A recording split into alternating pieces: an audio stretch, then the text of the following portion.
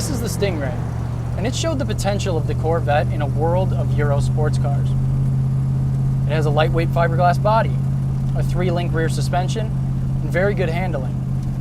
But as Corvette grew older, it started to nuzzle up against the muscle car world. And when it did, it lost a bit of its sporting ability. And ever since, Chevy's been trying to figure out a way to build something like this sports car that still has a muscle car twang.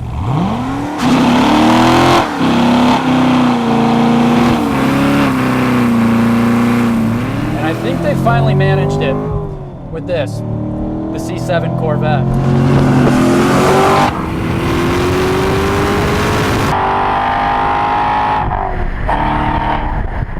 So let's start with what all of you want to know about, the engine. It's a reworked and revisited LS3, renamed LT1. Chevy swapped all but a few bolts and pins, and now the new engine makes up to 460 horsepower and 465 pound-feet of torque. Mated to the engine is an all-new 7-speed manual transmission. Yes, 7-speed manual, like Porsche's.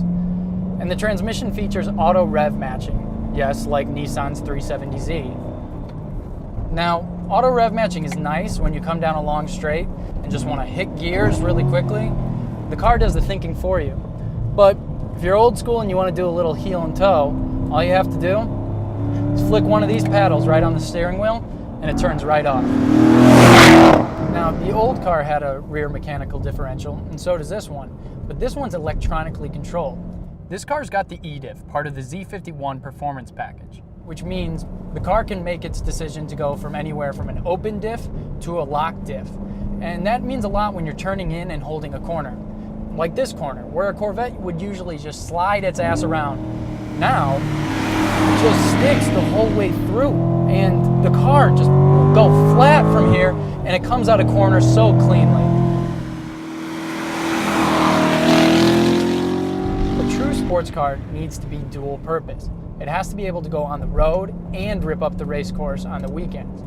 So, we know it can rip up the race course, but is it worthy on the road now?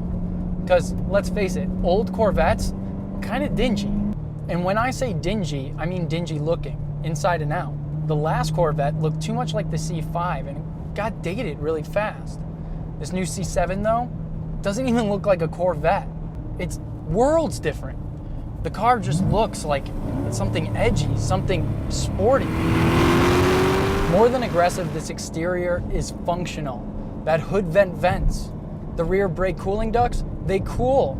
So while you might not love the C7's exterior styling, you can appreciate that it actually works. And for the first time in a long time, the Corvette has an interior that works too. It has stuff like a touchscreen, and a Bose audio system, and comfortable but sporty seats, and leather and aluminum trimmed everything. It is far more sumptuous than any Corvette interior we've seen. So you take the car's new look, inside and out, and you bundle that with the engine, trans, suspension, all that good stuff. And you ask yourself, has Chevy made a sports car, muscle car? And we'd have to say yes. This car feels so good, and it's so powerful, and it's so comfortable, and it looks so mean, but it's not pompous. It has that supercar quality without being the supercar price. Really, Chevy has created a sports car muscle car.